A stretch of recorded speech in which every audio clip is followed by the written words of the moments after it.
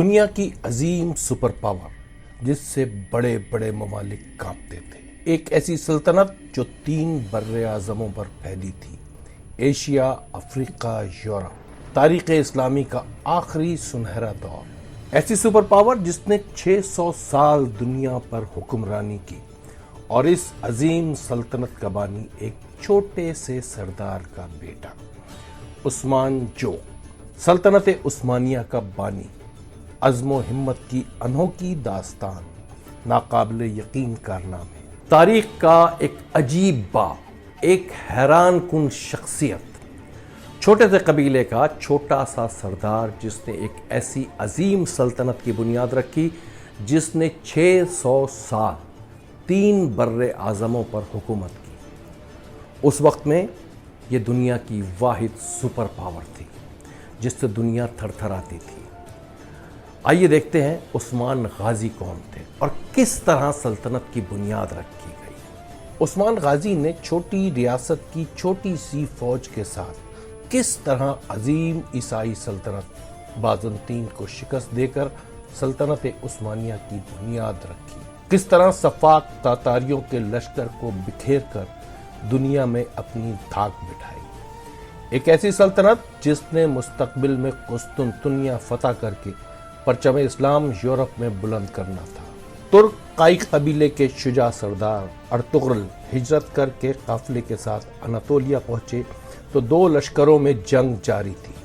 Ertugrul نے کمزور کا ساتھ دیا اور اپنے 400 سواروں کے ساتھ یہ جنگ جتوا دی۔ فاتح لشکر سلجوقیوں کا تھا۔ سلاجقہ روم نے ارطغرل کو شہر اسکی کی جاگیر عطا فرمائی۔ ارطغرل تاریخ کا ایک عظیم کردار، سلطنت عثمانیہ کا معمار اول۔ عثمان غازی، جنہیں عثمان اول بھی کہا جاتا ہے، 1258 عیسوی میں پیدا ہوئے۔ والد ارطغرل گو کے چھوٹے سے سردار تھے، مگر بیٹے کی تربیت شہنشاہوں جیسی کی۔ 23 سال تک باپ کے شانہ باشانہ جنگیں لڑی، جاگیر کا انتظام سنبھالا۔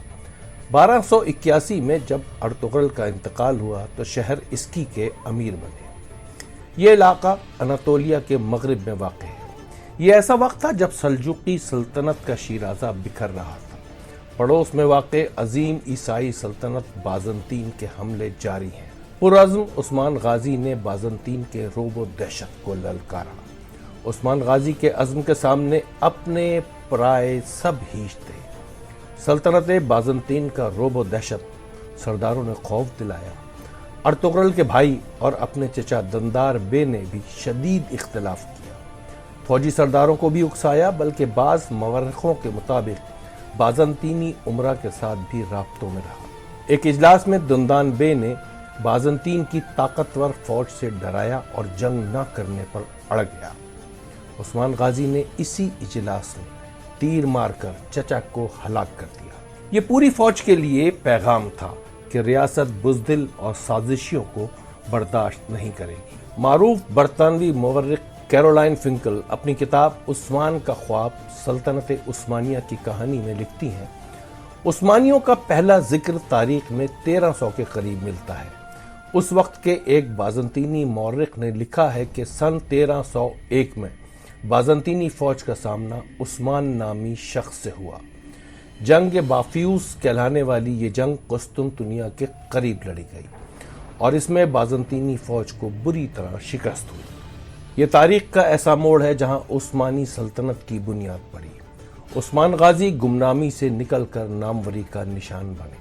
چھوٹی سی ریاست کے بڑے امیر نے عظیم بازنطینی سلطنت کے سرحدی علاقوں کو نشانہ بنایا۔ عثمان غازی کی پہلی فتح قراجہ حصار قلعہ تھا۔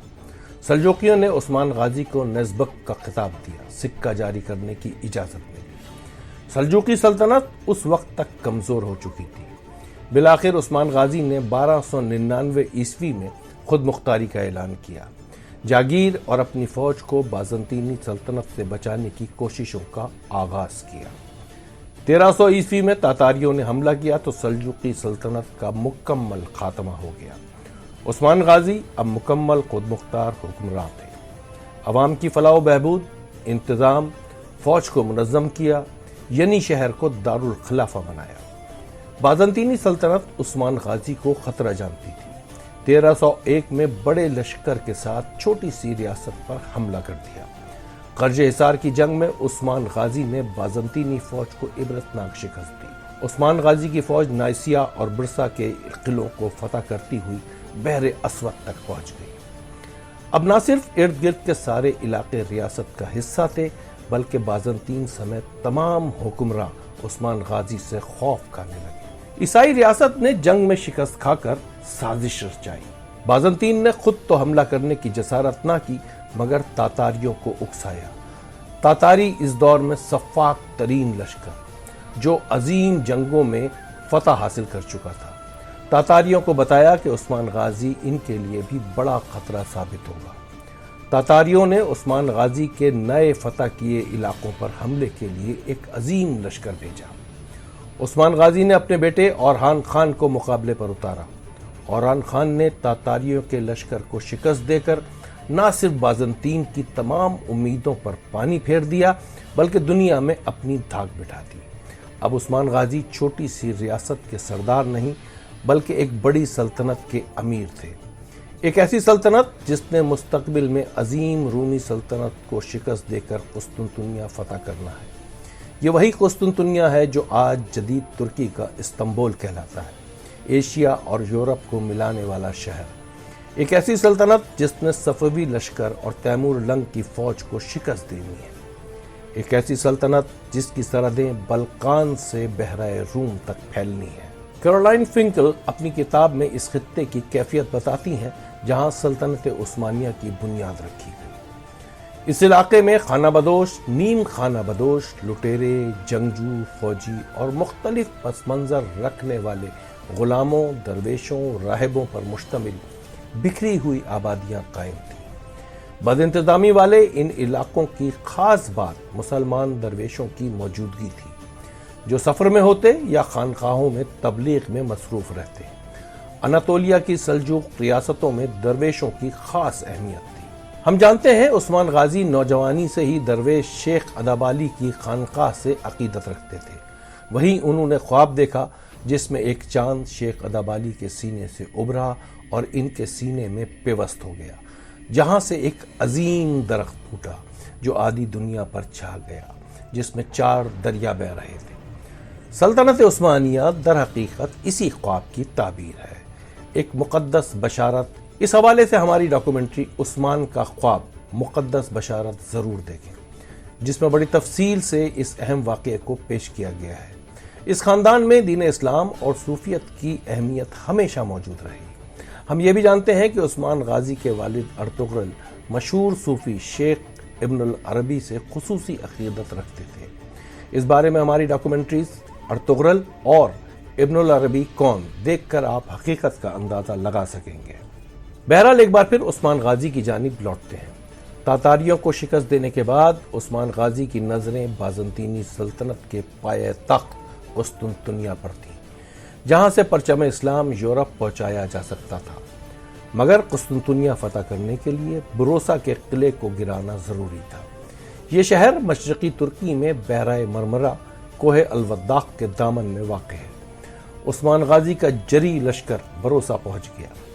بازنطینی فوج قلعہ بند ہو گئی، محاصرہ طویل ہوتا گیا۔ عثمان غازی بیٹے اورحان خان کو لشکر سونپ کر دارالخلافہ یعنی شہر واپس ہوئے۔ اس دوران وہ کبھی انتظام سلطنت کے لیے یعنی شہر تو کبھی میدان جنگ کے لیے بروسا میں موجود ہوتے۔ یہ محاصرہ 1317 میں شروع ہوا اور لگ بھگ 10 سال جاری رہا۔ اس دوران 1323 میں عثمان غازی کا انتقال ہوا۔ جانشین اورحان خان نے جنگ جاری رکھی اور 1326 میں بالآخر بروسا فتح ہو گیا۔ بعض مورخین کے مطابق فتح کے وقت عثمان غازی زندہ مگر بستر مرگ پہ تھے، مگر یہ روایت خاصی کمزور ہے۔ عثمان غازی کا مقبرہ بروسا میں موجود ہے۔ بروسا میں ہی عثمان غازی کی بنائی ہوئی قدیم مسجد آج بھی اللہ اکبر کی صدا بلند کرتی ہے۔ عثمان غازی کی فتوحات در حقیقت صرف سلطنت کی توسیع نہ تھی، بلکہ مقصد دین اسلام کی تبلیغ بھی تھا۔ یہ مقصد ہمیشہ عثمان غازی کے جانشینوں کے پیش نظر رہا۔ سلطان محمد فاتح نے 1 صدی بعد 1453 میں عثمان غازی کی خواہش پوری کر دی۔ قسطنطنیہ فتح ہوا، دین اسلام یورپ تک پہنچ گیا۔ اس حوالے سے ہماری ڈاکومنٹری فاتح قسطنطنیہ ضرور دیکھیں۔ سچ تو یہ ہے کہ آج یورپ میں دین اسلام کی موجودگی میں اہم ترین کردار سلطنت عثمانیہ کا ہے، جو صرف فتوحات نہیں بلکہ تبلیغ کو بھی اپنا مقصد جانتی تھی۔ دوستو، اس سے پہلے بھی ہم سلطنت عثمانیہ سے متعلق کئی ڈاکومنٹریز آپ کی خدمت میں پیش کر چکے ہیں، جس کو آپ نے تعریف کی، سراہا، کمنٹس کیے۔ اگر یہ ویڈیو آپ کو پسند آئی ہو تو اس کو لائک کریں، شیئر کریں، ہاں کمنٹ ضرور کریں۔ آپ کے کمنٹس ہمارے لیے نہایت حوصلہ افزا ہوں گے۔ بہت شکریہ۔ مسٹر ڈاکیومنٹری چینل کو سبسکرائب کریں اور ہاں بیل آئیکن کو دبانا نہ بھولیں تاکہ نئی معلومات آپ تک بر وقت پہنچے۔